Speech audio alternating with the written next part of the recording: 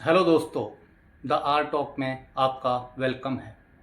सोचिए, अगर दुनिया का 20% ऑयल एक ही रास्ते से जाता हो और अचानक उस रास्ते पर टेंशन बढ़ जाए और उस रास्ते पर कंट्रोल भी किसी एक कंट्री का हो, तो क्या होगा? पेट्रोल डीजल के दाम तेजी से बढ़ेंगे, ट्रांसपोर्ट महंगा हो जाएगा और धीरे धीरे पूरी दुनिया की इकोनॉमी हिल सकती है। और अभी बिल्कुल यही हो रहा है। स्ट्रेट ऑफ हॉर्म्यूज दुनिया का सबसे इंपॉर्टेंट ऑयल रूट है, जो पर्शियन गल्फ को अरबियन सी से जोड़ता है। और आज ये रूट एक सिंपल ट्रेड रूट नहीं रहा, ये ग्लोबल टेंशन का सेंटर बन चुका है। पिछले कुछ दिनों में वेस्ट एशिया में टेंशन लगातार बढ़ रही है। यूएस और ईरान के बीच कॉन्फ्लिक्ट का रिस्क है। इजराइल और लेबनान के बीच भी हाल ही में सीज फायर हुआ है। और इसी बीच स्ट्रेट ऑफ हॉर्म्यूज सबसे बड़ा फ्लैश पॉइंट बनकर सामने आया है।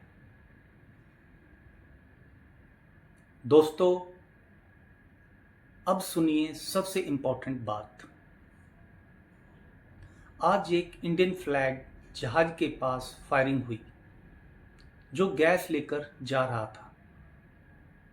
इस घटना के बाद इंडिया के विदेश मंत्रालय ने तुरंत ईरान के एम्बेसडर को बुलाया और इस इंसिडेंट पर स्ट्रॉन्ग कंसर्न जताया।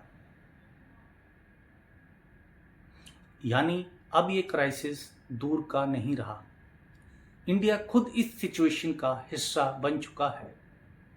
2026 के डाटा के हिसाब से सऊदी अरबिया लगभग 37% ऑयल इसी रूट से भेजता है, इराक करीब 23%, यूनाइटेड अरब एमिरेट लगभग 13%, कुवैत करीब 10% और ईरान सिर्फ 10%। अब ध्यान से सुनिए, डिपेंडेंस दूसरों की है लेकिन कंट्रोल ईरान के पास है।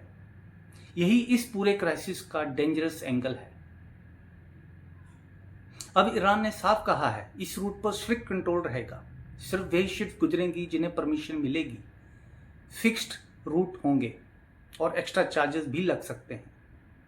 मतलब जो फ्री फ्लो था वह धीरे धीरे कंट्रोल फ्लो बन रहा है। डोनाल्ड ट्रंप कह रहे हैं कि ईरान ने प्रॉमिस किया है कि रूट बंद नहीं होगा, लेकिन ईरान का कहना है ऐसा कोई प्रॉमिस नहीं किया गया और यूएस सिर्फ बयान दे रहा है। यानी जो स्टेटमेंट्स आ रही हैं और ग्राउंड पर जो हो रहा है, दोनों अलग अलग हैं।